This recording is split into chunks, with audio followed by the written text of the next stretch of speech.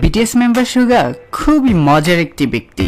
তিনি মাঝে মাঝে এমন এমন কাণ্ড ঘটিয়ে থাকেন যা দেখে তার টিমমেট সহ সকল বিটিএস ফ্যানরাও হাসতে হাসতে কোমায় চলে যান। তো আজকে আমরা সুগার তেমনি 10টি মজার ফ্যাক্ট সম্পর্কে জানবো, যেগুলো জানলে তোমরাও হাসতে হাসতে কোমায় না একদম সাউথ কোরিয়াতে চলে যাবে। সো নাম্বার 1, সুগা হচ্ছে খুবই শান্তশিষ্ট, ভদ্র এবং ল্যাজবিহীন একটি বিড়াল।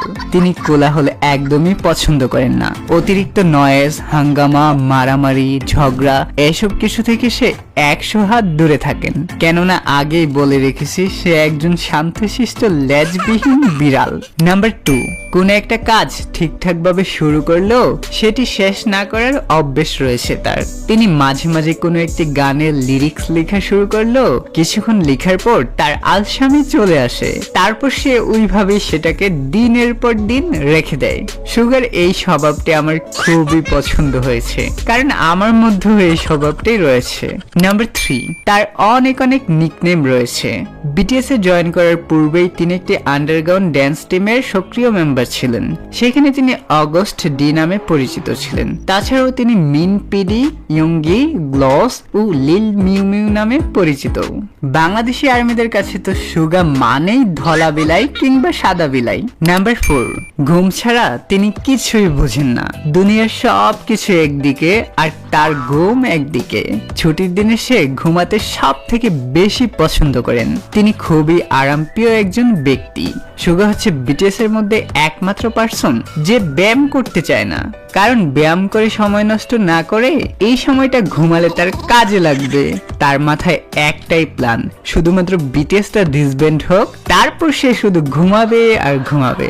নাম্বার 5, বিটিএস মেম্বার সুগা একবার বড়সড় এক প্রতারণার শিকার হয়েছিলেন। সেইটার ফল সে এখনো ভোগ করছেন। ডেবিউ করার পূর্বে বিগ হিটে সিউ এর সাথে তার চুক্তি হয়েছিল যে তাকে ড্যান্স করতে হবে না, শুধুমাত্র র্যাপ গাইলেই হবে।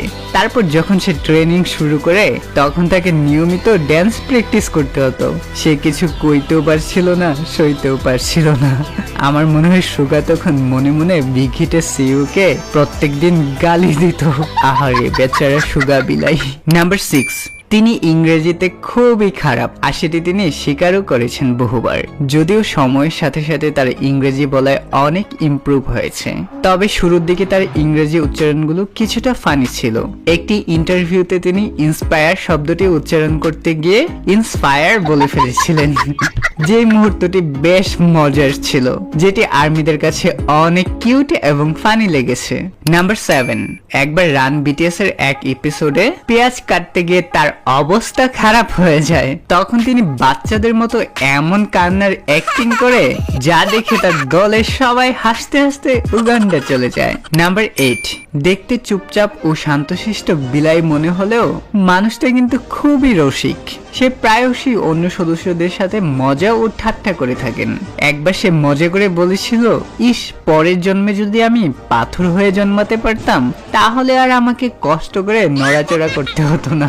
এমনই হাজারো মজার জোকস বলে সে সবাইকে হাসিয়ে ফেলে। তার এই জোক শুনে যেই হোক তো হাসতে হাসতে কান্না করে ফেলে। নাম্বার 9, তাকে দেখতে শান্তশিষ্ট মনে হলেও তিনি কিন্তু খুবই সেভেজ। সে তার সেভেজ মন্তব্যের জন্য খুবই বিখ্যাত।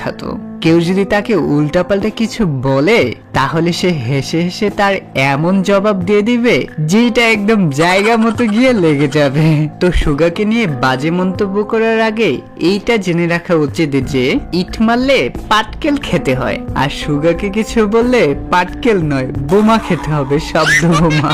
নাম্বার 10, বিটিএস মেম্বার সুগা হচ্ছে এমন একজন পার্সন যে কিনা এত এত সুন্দরী মেয়ের বিয়ের প্রস্তাব পেয়েছেন যা একদম ওয়ার্ল্ড রেকর্ড তৈরি করে ফেলেছে।